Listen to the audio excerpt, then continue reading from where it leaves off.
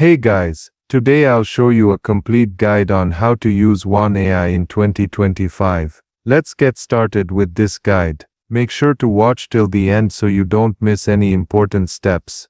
First, choose your generation mode. Wan AI supports multiple options. Text to video, where you simply type in a description, and the AI generates a video from it. Image to video, where you upload an image, and the AI animates it into a video. And video to video, where you upload an existing video, and apply AI-based enhancements to it. Next, open Wan AI.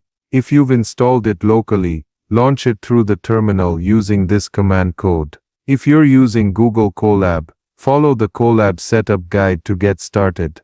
Now enter your prompt based on the mode you selected. For text to video, type a detailed description of the video you want. For image to video, upload your image, and include the animation details. And for video to video, upload your clip, and choose the enhancement options. After that, you can adjust the settings. Tweak the motion quality, resolution and prompt enhancement settings to improve the results. And if you're using a low VRAM GPU, be sure to optimize the performance settings accordingly. Finally, click Generate and let Wan AI process your request. Once the generation is complete, simply download your final video, and you're all set.